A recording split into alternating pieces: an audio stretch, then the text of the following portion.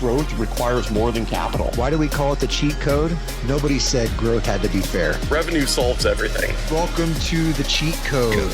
What was our fastest path to revenue? We tend to like to do things the hard way.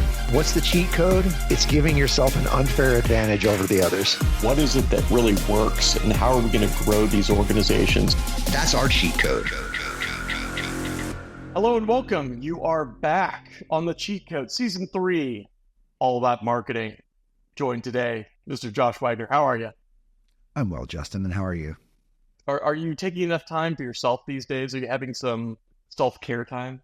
Yeah, it's summer. You know, we do trips and we try to get away from our children as much as we can. So, yeah, we're doing all right. I got to try that one. I always take the kids with me. That's been a big mistake. I didn't know you could do the opposite. Mistake. Yeah. I'll be leaving for Tahoe tomorrow without children. It's glorious. Sounds awesome. No further ado. So we're joined today by another awesome marketer, former multiple-time CMO, exits, current snarky marketing commentator, also used to be, coincidentally, my number 2 for like a decade. Welcome to the show, Miss Andrea Lechner-Becker. Thanks for having me, gents. I'm surprised I could fit you into my schedule, but for you, I'd do anything. I should have said like selective consultant as well, like selective consulting projects, maybe. Yeah. I only work with people that I've worked with before that I don't have to do any of the bullshit with, where I have to pretend to be something that I'm not and not swear all of the time.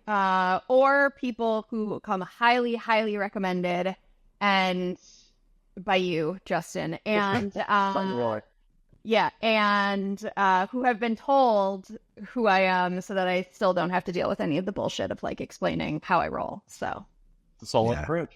This podcast is no regulation, so feel free to be yourself. Well, we already have a parental advisory warning, so we might as well live up to it. I think we swore on like one episode and we got Brady on Apple or something. Oh, that's amazing. Exactly. So here's a fun fact on the explicit advisory. So I did MK's podcast, Connected Brand, for Loop and Tie, and there's like 8 episodes, and mine is the only one with that little explicit stuff. And I was like, tell me who you are without telling me who you are, like one of those pictures. It's just like, you're winning. I'm the bitch that's on the podcast that is the only one swearing. So that's me. Well, in the theme of, sticking to that explicit brand, we'll top right into, the title of the show and really the only question that we ask on this show. So obviously the theme this season is all about marketing, a controversial topic to say the least, and cheat codes is what we do. So Andrea, lay it on us. What is your ultimate marketing cheat code? So my cheat code, I like to think of myself as a true executive, whereby I outsource all of my work to other people. And so therefore, my cheat code is just find a book that tells you how to do something and fucking do it. So like the number of people who take a book and then do not immediately start applying lessons from that book blows my mind. Like, I'll give you 2 examples to just please do us off. So the 2 examples that I use all the time that I really love are, there's a book called, well, you know what? I think it's important in podcasts to just finish a sentence. Sometimes. Yeah. English. I'm going to start doing that with you guys for the first time. Okay. The 2 books that I really like to explain this are, one, Obviously Awesome by April Dunford, and the second book is Made to Stick by the Heath brothers. So I will go in reverse order on what I think. Either of them, so this will be a good educational process. Yeah. So I'll go in reverse order. So the Heath brothers are these 2 brothers who write books together. They have like 4, I think. I don't know. You'd think that I could do this research before coming to this podcast, but I didn't. So there's a book about moments. Fuck, we should have done this in the morning. My brain is like done already. All that consulting. Totally, yeah. But they have like 4 books, bottom line, and maybe one of you could look it up on the internet while I'm talking. And my favorite book is Made to Stick, and so Made to Stick is basically why some ideas survive and thrive in the marketplace and why some die on the vine. That's what its education is. And it's all scientific. So it is not just pontificating these 2 guys who are like, I think that this will work. No, like it is scientifically what is proven to work. And so there are essentially 6 steps to making your idea stick. And I'll just talk about the first one because, this isn't a book report, so we're not going to talk about all 6. But like the first one is that you have to surprise people, right? You have to break their guessing machine in order to get them to pay attention to the message that you are trying to get them to do something with ultimately, right? So it starts with getting someone to pay attention to you, and it ends with them taking an action that you're trying to get them to do. So and when you think about that from a marketing perspective, and this isn't necessarily branded as a marketing book, right? Made to Stick is more just about like getting an idea to stick. And I think we can talk about lots of applications of it. But when you think about it strictly for marketing, and you think about that first thing, you have to break someone's guessing machine, and you look at something like advertising over the course of the past century, you can think about ways that people have broken a guessing machine in early ads, right? In newspapers where, you're selling a vacuum cleaner and you got the lady in her little house coat or whatever, like her little 15. Oh no, my cup of crumbs. My Davenport. Yeah, like, vacuuming her little carpet, and there's like maybe a logo and then just like copy all over the joint, right? And like you think about VW and how they broke that mold with their very simplistic forward ad with like just the bug in the middle and the VW, and like it was very simple. And the reason that it worked is because it was like not what people were expecting, right? And then you take the short little history lesson over to TV advertising. Of course, there's all of the like iconic Super Bowl commercials. There's Apple's commercial where Ridley Scott, 1984, which is breaking the guessing machine because it's cinematic and it's really smart and it ties into literature and it does all of these things that kind of elevate Apple to a brand in a totally different way that no one's expecting in a Super Bowl commercial. And then you look at like Coinbase, who more recently did something similar, right? You've got your little QR code bouncing around a black screen.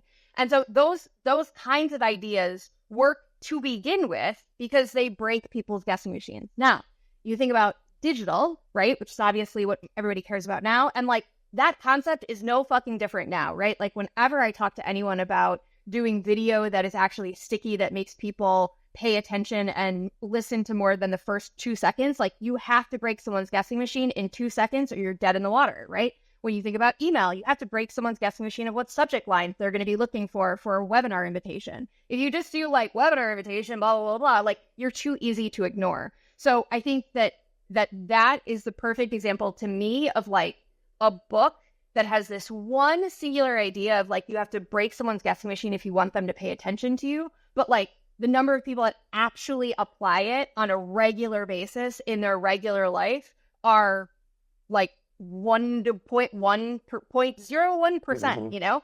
And so that is like the cheat code is like, just fucking follow the advice of a book, you know? And like really just be diligent and intentional about how you apply it. Because I think even when I think about like, as I was preparing for this podcast, because I'm a preparer, I was thinking about like other applications for anyone in the audience that might not be a marketer, right? When you think about internally selling your idea, right? Like how many of us have been in that fucking boring every week meeting, company all hands, you're like barely paying attention, or every month and you get somebody on there just talking through the deck and doing whatever. But the minute that you do something different, like you come out to a walkout song, right? Like, and it's gangster rap or something fucking nuts, right? People are like, oh shit, like now I have to pay attention to you. You just did something that's wild, you know, like that I'm not expecting. So I think like whether you are a marketer or whether you're a CEO that's going to pretend to be a marketer to try to get your company funding or whatever, like you need to break people's guessing machine. You need to surprise them so that you can delight them. Scene. Yeah. Let's take a slight pause. So you want me to breathe? Well, you should have told me if you wanted me to breathe while I was talking. Well, you might not make a whole episode if you don't, but that's yeah, might be helpful. First and foremost, the Heath brothers have 7 books, but this book is obviously quite interesting, and so your concept there. So, I mean, obviously, I agree. The entire marketing machine, however, is set up in the inverse to what you're just describing, right? And I'll just use this opportunity to bash RevOps because I haven't done it yet today, and I feel like I should at least devote some time each day to doing so. I mean, like, what is the right time to send an email? You know, here's your template, you know, for your webinar, so on and so forth. Like, how do you kind of like, so if you're following this instruction, obviously, which is great advice, how do you break through that just internal process garbage nonsense that like suddenly has become so definitive of marketing these days. Well, Justin, I think you have to be brave. A lot of bravery. Yeah. I really, like, I think you have to have, and I, like, you know, you kind of mentioned that I go on these snarky rants on LinkedIn as my job now, which I kind of do. And one of them is about thought leaders and how everyone wants to be a thought leader. Everyone wants to grow their brand through thought leadership. But the problem is that their leaders don't have thoughts. Like, and somebody was like, I think they have thoughts. And I'm like, sure, they have It's like part of the show right there. That's very good. They have thoughts, but they're not good or interesting or dynamic or important or whatever. Like, they have thoughts, but they suck, right? So, like, I think that that's the key is, like, if you want to be a truly great marketer, great marketing, you have to find your alpha, right? So, like, if you do any investing at all and you just want to play the market, you invest in ETFs. You put your money in the market. If you want outpaced returns, you need to find your alpha. If you are a marketer who wants to not get fucking fired or not just be a run-of-the-mill marketer, you want to help your company actually grow in not even a sustainable, fuck that word. You want outpaced growth for your company, you need to do outpaced performing things, and those aren't safe things. Those aren't templatized things. They aren't all of that shit. Now, I would say, complemented with that, you do need to do the boring shit too. It's just like, if you are a marketer who wants to push the boundaries and you really want to see your career take off, you want to get fucking paid, you want to do all of those things, you want to be fucking special, you got to do special shit. But I do think you do need people that are like sitting there optimizing your fucking keywords for a blog still. And you need somebody who's like sitting there and plunking along in YouTube and just copying and pasting the things that you need in order to make your YouTube videos findable. You know, like, you still need people to do process shit, and then you need people going gangbusters at like 10%. And I would just say too, like, if you're a person who has to do both, like, most of your job is probably going to be operational and whatever. Like, creativity is really fucking hard. So you don't do that 100% of your time fucking anyways. You know what I mean? Like, find that 10% of a place where you can really be creative and have that outpaced or outsized impact. That would be my advice. Yeah, I mean, marketing at its core is a creative profession, or at least it started out that way. That doesn't mean you don't have fundamentals that you lean on, right, in order for those things to work. But none of us are inspired, especially in B2B, by the shit that's just a bunch of box checking, right? We all get inspired by someone who takes a risk, whether it's on a commercial that we see or the folks, I think it's a good example, the conference I just went to in Montana, right? A professional conference did not check all of the normal conference boxes, right? It was very different.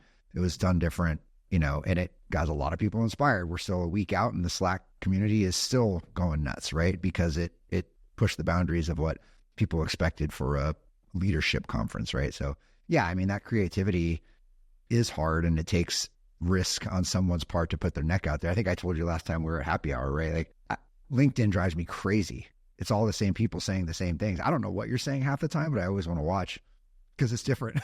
Like, I mean, flat out because it's different. So kudos to you for taking the risk, because it's not easy. You're afraid of what people are going to think or say or do. And that's the problem with corporations, right? Like, if someone puts a filter on them, you're never going to get that outsized return that you're looking for. Yeah. And I would just say, like, I help a friend of ours, Drew Smith, with his podcast. And he's been talking to a lot of CEOs of attribution companies. And I've been really surprised by, and not only just attribution companies, but lots of CEOs, it's lots of different kinds of companies. And I would say, like, I've been surprised at how many of them really do get the need for creativity and marketing. I think that everyone just wants it to fit into some sort of, like, not crazy bucket, meaning that, like, everyone seems to be okay with the idea of, like, an R&D budget, right? So you take 10% of your budget and you can just do the craziest shit you want and, like, I won't bother you as long as you don't need more money. So I think marketers just have to get better to some extent of, like, playing the game, right? So, like, I asked on LinkedIn for people to give me books that have helped them in their careers. And one of the books is How to Make Friends and Influence People, which is just, like, such a classic. And one of the fundamentals in that book is essentially, like, make it easy to say yes to you, right? And so I think that like, the art of just, like, even though you might be right, you still have to get whoever holds the purse strings to say yes to an idea, right? Like, especially if you're dealing with a founder CEO whose brand, whose business is their fucking baby. Like, I talk all the time to CMOs who are like, if my CEO didn't get marketing, I wouldn't work for them. And like, awesome. Like, I hope you're independently wealthy, because like the reality is that like, if you are waiting for that, like, that's just not always a privilege that everybody can afford to have.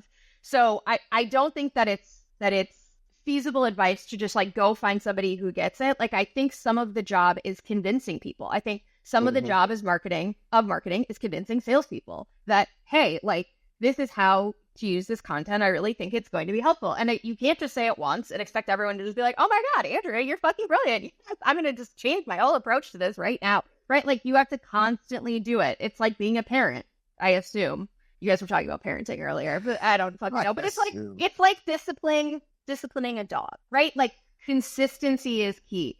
So I think that marketers get like frustrated when people don't immediately get us, but like, it also is part of our job, again, to the idea of like making an idea sticky. Like, it is your job to position it in a way that other people can fucking grasp it. Like, that's also part of the job, is the internal marketing of this thing that you want. Yeah. Whether that's more budget or whatever. I think, to that theme, in terms of like, how does your leadership team or CEO, whatever it happens to be, think about marketing? Like, I don't think enough marketers like spend the time to truly uncover that. I got a note from a CEO earlier today, and it was like kind of going through their team, and they'd asked someone to kind of review, their team, and the individual had asked the question like, marketing, are we getting anything out of that? Like, would we be better to like contract that for a fractional and like, invest heavily in sales? That particular organization, the marketer's been there for, I think, 45 days at this point.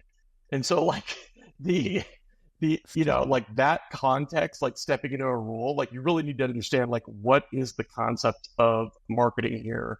How do they think it's going to perform? What do they, how does an investment translate to ROI? And then to your point, like really start educating around it, because you're not going to get the leeway and latitude to go out and do the crazy thing if you haven't set that groundwork. So yeah, great context. And I think, something every marketer can certainly take away from that. Well, and I think, so there is a lot of conversation about your first 90 days in a job, especially the first 90 days as a CMO. Back in the day, I did a blog post. Plan.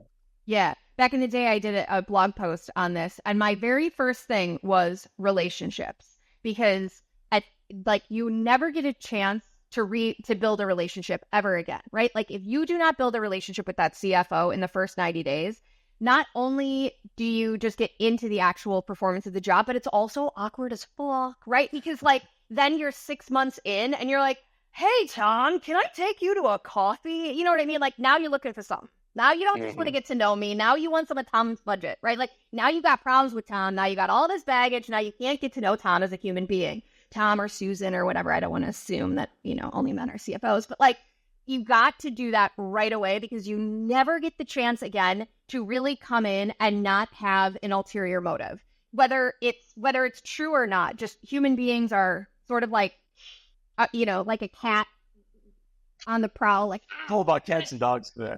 Oh, you want some of my budget? Yeah, you want some of my money? They just innately have this like apprehension to having conversations that don't relate directly to the job after a certain amount of time. So you just have to do that right away. And I always, like, Lemkin posted this the other day too, like, when you're new to a job, like, you need to do something in that first week that like wows everyone, right? And his example for marketing was like, run a campaign. And I was like, don't fucking do that. Do not back. Terrible advice. Like, most people don't even know how to define a campaign. First week on a job, shut the fuck up on like, I'm going to launch a new partnership. Like, what are you talking about? I was like, if you really want to have an impact in the first week in marketing, optimize a campaign, right? Like, find a new audience, adjust a tagline, like, do something small that improves something that's already in the works. Because all that's going to do if you like launch a brand new campaign is, one, you have a tremendous risk of it just sucking, right? Like, a week in, unless you already worked in the industry, you know the buyers like the back of your hand, you know the product like the back of your hand, and or you had the most intense, I don't know if I froze or not, but those are the craziest things for a long time. We're definitely using that face as the thumbnail on this video. Or you had the craziest, longest interview process, which then, God bless you. Yeah, right. May the Lord shine his face upon you and give you blessings for your job. But I just think it really is like, it's a bad idea. Bottom line, do not start a campaign. If you must have an impact in the first week, optimize something. Do not just start things fresh and do whatever random thing you want to. The relationships, or at least starting down that path is probably the best impact there. Okay, so that's our first book. What's the second? Let's talk about the second That's one? right. Okay. Lay the second on us. So the second one is Obviously Awesome by April Dunford. If you are not currently in love with April, I really recommend that you follow her on LinkedIn and your love affair will start. Because, so she looks, her image, you're going to look at her and you're going to be like, oh, wow, this is like a very professional, lovely blonde lady. And then she talks and you're like, oh, you're dope as fuck. Like, you're really smart and super sarcastic. And I mean, she's just fucking brilliant. She, I think, worked at IBM or Oracle, one of those big companies where they had really like complex positioning, right? Because you have positioning at multiple levels. You have it at the top of the brand level. Why do you want to invest with IBM in general? Then at the bottom, at the next level, business unit. And then she worked for a very specific product within a business unit within this larger umbrella company, right? So she has a lot of experience on how to do positioning in general. And so she's got 2 books. Sales Pitch, I think, is her second one. And then Obviously Awesome. And obviously both of those books come with, this is like April promo moment here, but she's got workbooks for both of those books on her website. So you can go and she'll give them to you for free. And she gives away tons of her knowledge. Like I've listened to a bunch of her podcasts, and like really a lot of what's in the book is also talked about on podcasts. So if you are so cheap you don't have like $13.45 or whatever this book costs, you can just listen to her podcast too. She's brilliant. Again, love her. Anyway, it's all about positioning. And so again, she's got a workbook. She's got a book that explains to you how to do positioning. And it is not what most companies do to make positioning. So like one of the first things that she starts with is differentiators in the marketplace. And I've heard her talk about the workshops that she runs with CEOs. And she's like, they hate me. They like hire me, and she's expensive, right? So they pay her all this fucking money to come in and basically tell them that their product is not as good as they think it is. So they'll say things like, oh, our support is the best in the marketplace. And she'll be like, how? Well, we have the best support staff. Okay, I can't quantify that. That's not not true. It's not real. I can't use that, right? Like you are the only one that offers 24/7 worldwide support in 18 languages I can use. Just we better? No. Lies, probably, nope. Right? Like, so like things like that, again, if you just read it and then just applied it, like your life would be so much easier. The number of people that I see like in Slack groups that are like, does anyone have a positioning framework that I can use? I'm like, go read this fucking book. Like, what's the matter with you? Go read the book. Well, don't you then run the risk of, if you're reading someone else's book on how to do something, don't you run the risk of going counterintuitive what we said before and just getting into the echo chamber of doing the same as everybody else? No. I mean, with positioning, your positioning is always going to be unique. You know what I mean? Like positioning is, how to sell your product in mass and like communicate the value of it. Like you need structure around shit like that. But what that answer is always going to be unique. And then how you get people to pay attention to it is also going to be unique, right? Like, so you think about, again, I haven't read her sales pitch book, so I don't know exactly, but like I looked at the workbook for it and there's 6 sections essentially. And it starts with like, what's our version of the industry, or like this what's happening in the space right now, right? So like when you think about that conceptually, there's lots of ways that you can execute on that super creatively. But I do think that like that concept of like you should be doing that in a pitch, there are certain things like that are just like, yeah, you should. You know what I mean? Like it's like you should eventually tell someone what your product costs. well, there's not really a lot of arguing to that. How you do that can vary. Yeah. So, I mean, with this concept, and your post the other day probably speaks to this as well. Like, how do you find? It's always strange to me that like folks struggle with this, but I get the question all the time. Like, what are the books I should read? You know what I mean? Like, where'd you go to find these books? I mean, you just reading everything, and these happen to be the best, or what was the source? Well, luckily for listeners, I have an Amazon list that I can send y'all, and you can put it in the show notes, and then I will get pennies on the dollar for every dollar that you spend. And that will fund my snarky lifestyle. So I would say, like, one, I would just.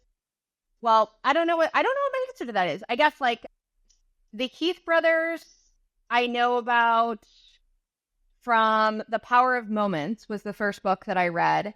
And I feel like Josh, did you tell me to read? Or it was, I feel like you're involved in some way in how I know about that book. This originated with you, Josh? It's possible. I know I read Power of Moments from you, though. Did you? Maybe I told you. I think you sent me Power of Moments. I don't know. Yeah. Listen, I don't know how I know things. It's like hang around with good people who probably do your job well. What are they reading? Hopefully they're reading. Hopefully they're not just buying books like I do and hoping to read them. I would say, like, look for people that you respect and ask them questions. Yeah, I like that answer. Sure. Yeah. I would say it's not what I've done. I don't think I've really ever asked somebody what they read because I don't normally listen to them. Like, well, I would say, there was the time in our lives, Justin, when you and I were building a company and we were trying to figure out what the fuck we were doing. And so we read The Hard Thing About Hard Things from Ben Horowitz. Which was a recommendation from a friend who happens to be Ali Sachs, told me to read the book, and that's how that came about.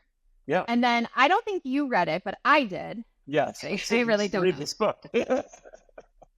And I was reminded from my LinkedIn prompt that we did build like a bunch of things off of that. So like one of the things that he recommends is just simple, like one-on-ones and a structure for one-on-ones. So we implemented that. And then he suggested, or he said, he doesn't really suggest. He just says like, this is what I did. Do it or don't. I don't care. And the other thing that he did was for every job, he wrote down what good performance looks like versus bad performance. So like I went through and I did that for all of the jobs that reported to me. And then, but that was kind of it, right? Like I feel like that, even though that book is a lot of like storytelling about how hard it is to build a business, specifically with someone else, and like, even though it's kind of what it's all about, there were like little nuggets like that within the book that we like took and immediately applied, and then I've never thought about again. Right? Like now they're so ingrained in my process that I would just do the same thing if I ever, started another company or had to work on a team again or whatever. Like I would just do those things organically, but I kind of forgot that it came from him. And that book. And so I think that's what you're really trying to achieve, right? Like you want to make something so much a part of the way that you operate that it almost becomes hard to remember why you thought of it or why you're doing it to begin with. And to your point, there is no like single blueprint that you're going to find and follow. Like Josh, we've had this conversation in the past about like sales methodologies. Like the people that try to like take one thing and be like, this is the way I do things. You know what I mean? Like I'm religiously going to follow this thing. Never works. Like you have to figure out which is strange because the reason that book recommendation came about is we were struggling. Like we'd have rock star folks that were just doing the right things, almost instinctually it seemed. And then we had like a lot of other like B players. Like how do we up level these folks to doing the things that we want them to do? And that's actually the conversation that drove that book recommendation. Like you're going to take a little nuggets from things. I think the point here is, number one, actually do something with them. There's probably at least a concept per book that you're going to read that's going to be valuable. And number two, like read a lot of things that are both inside and outside the discipline that you're in. Most of the books I can think of that have actually had meaningful impact are not like distinct business books even. They're books that have other relevancies that you can say like, oh, that's going to help me managing people or growing a business or whatever you're struggling with at the time. There was a lot of insight there that you can apply. Yeah, that was my takeaway from your LinkedIn thread and in general, is that most of the books that are good and leave an impact are a little bit more macro, right? It's not, I'm going to go solve how do I build a services business in B2B SaaS, right? Like that's not going to help you, right? You're probably going to get the same like bad LinkedIn advice that you're talking about. And even if you use the example, you know, a referral from a friend said, hey, you need to read this book, Never Split the Difference. It's not a business book, but there's a lot of really good concepts in it. I'm like, okay, cool. So I read it. This guy's an FBI hostage negotiator, and like everything he says, I'm like, I'm using that in sales. It's great, right? It's just that thing, right? It's just connecting the dots and kind of it just sticks into your lexicon and you wind up using it. I think that's the big difference. It's got to be something that inherently sticks with you. It can't be like almost hard work on your side to figure out how to use it. It just kind of sticks. I would also add, just as a tidbit of information, that so there is a genre of fiction called literary fiction, and it has been statistically or scientifically, I guess I should say, proven that reading literary fiction makes you a more empathetic person, because literary fiction is not like so if you think about other genres like romance or sci-fi, even, like a lot of times it's not talking about the psychology of the way that someone is thinking or really getting you into someone else's shoes. But literary fiction specifically is very good at that type of thing. And so even like if you, because I've thought about this before after I didn't have a job anymore. But there are the people who you're like, oh my God, their self-awareness fucking sucks. Like, is there a book on self-awareness that I can get people to take? And I think actually the key to there is like, read more fiction, right? Like how you show up and operate in the world, like you're a little disconnected from it right now. So like maybe more literary fiction is on your dance card for understanding how you relate to the world around you and the people around you a little bit more effectively. So there's even things like that that are super cool. And like I've historically said, when people ask, like, what are you reading right now? I do not read a lot of business books. I pretty much only read fiction and mostly sci-fi these days. And so like, I think like in many ways, if you're working through a really hard problem or you're trying to really tap into your creativity, business books can be a little bit like for that. And so I also would recommend like any type of fiction will kind of get you out of that, could potentially get you out of a rut, and kind of just open your mind to thinking in a different way. Just picturing like that Christmas morning where someone gives you that gift and you unwrap it and it's the Dummies Guide to Self-Awareness. I've got a gift you really need. Yeah. It's really a gift for me, but it's a gift for you if you read it. Right. Dummy. So I'm curious, like keeping in mind, you know, the topics or even just, you know, reading books and applying them in general. What's the, you know, where do you apply this in your career as a marketer where you've seen, you know, a distinct result and a distinct uplift from following that advice? Yeah. So in the example of positioning, we used it at the SaaS company that I worked for, and I sort of did the process that I'm sure I didn't do it as well as April. You know, she's a trained professional after all, but I did my best to do the workshop of like, no, we need like actual differentiating features. And then we spun it into our messaging, and you saw that people were like, oh, okay, like now I understand why I go with you instead of an Excel spreadsheet, instead of your biggest competitor, all of those kinds of things. And so I think it really just like helped hone the messaging. And then I also used Made to Stick for that same job where I was like, yeah, like I don't really have the right hooks. And I use Made to Stick concepts every time I create a piece of content, literally, like, because you need to break someone's guessing machine at the start. And so to Josh's lovely kudos to me earlier about my LinkedIn messaging, like you have to be different. You have to stand out, or you get your 2 likes and your like 1 comment from your husband and that's it. You know what I mean? Like you're done. And so like I apply the more conceptual thing of Made to Stick all of the time. And like I will do it even just in daily life too. Like with my husband, I'll be like, what's an interesting way that I can like get him to pay attention to this thing that I want him to do that he's not, and or like friends or anything. So you're being manipulated by me, by the way. If you're listening to this, I'm thinking about ways to get you to do something you don't want to listen to. So I use that all of the time. And then the positioning one it's more like, I don't want to say, I guess it's tactical, right? Like it's just more straightforward. Like you don't do positioning for a company every day of your life. So like I used that once. I read the book.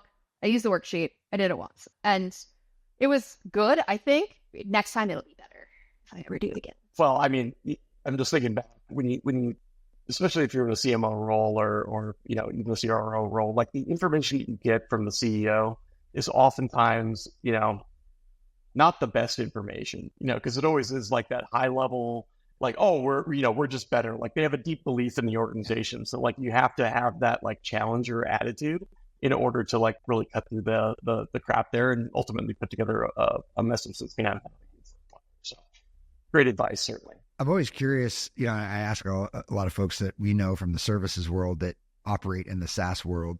Do you think that selling services and having to sell services change your perception of how to sell SaaS and market SaaS? I don't know how it wouldn't, right? Like you spend a decade doing something, it's probably gonna impact you in some way.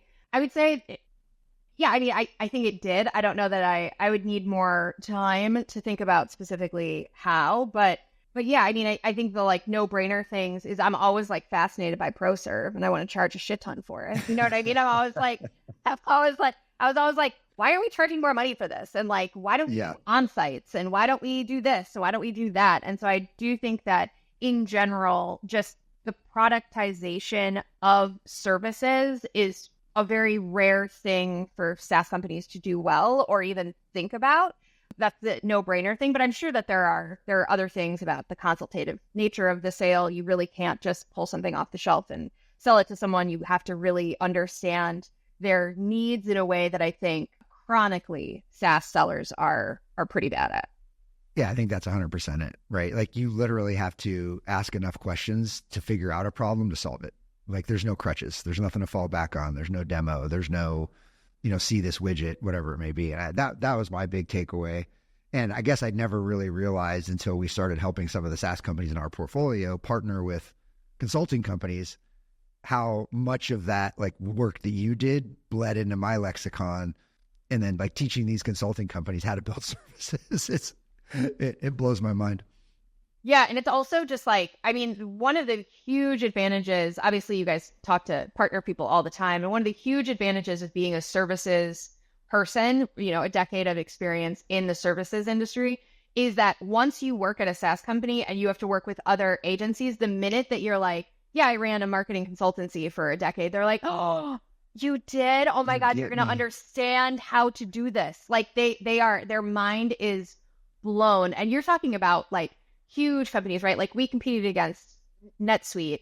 And so you're talking to people who service NetSuite customers. I'm like, those salespeople do not understand it at all. And then you have like this scrappy little startup that totally gets your world. And we got a ton of traction with consultancies just because we were able to speak their language. I was able to put programs together where I was like, here's how we're going to co-sell together. We're going to take these meetings together. Here's what you're going to answer. Here's what we're going to answer. And they were like, this is heaven. And so I think that that's just a huge competitive advantage for anyone coming out of services that goes into SaaS. Is like once you start building relationships with other services industry or other services businesses, I should say, they love it. Write the book on that.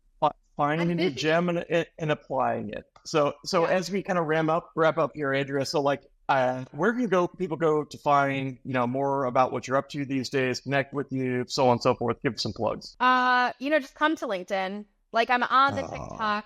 I thought you were going to say TikTok. No, don't hit me up on TikTok. Listen, here's how you can describe my semi-retirement. Flighty.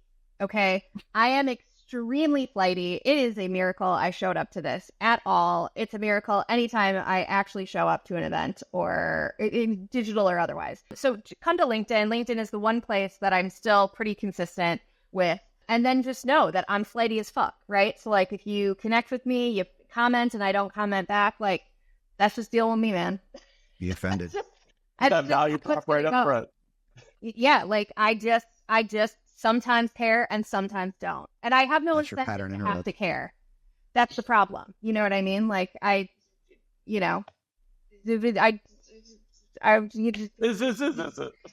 we built too good of a company and then we sold it. That's good audio. I don't have to care. But I was hoping you'd ask me what my new favorite book is.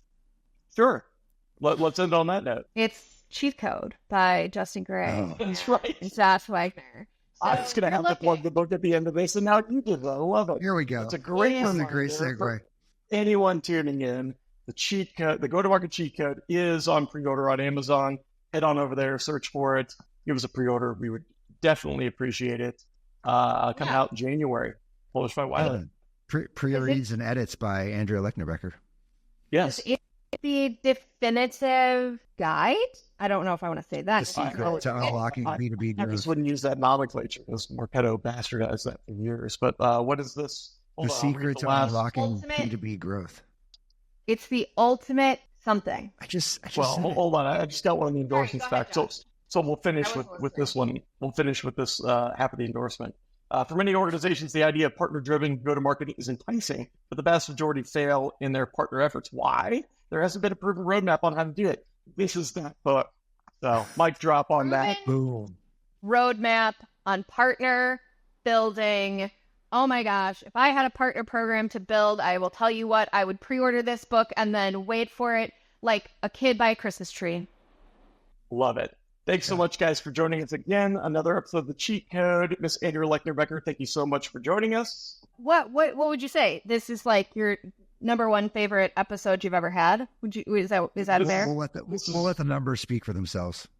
Too early to determine. Clicks and eyeballs. That's all we're after now. This is the pinnacle of mountain. The show is off the air now. Thanks so much for joining us. Tune in next time for another great guest on the go-to-market cheat code.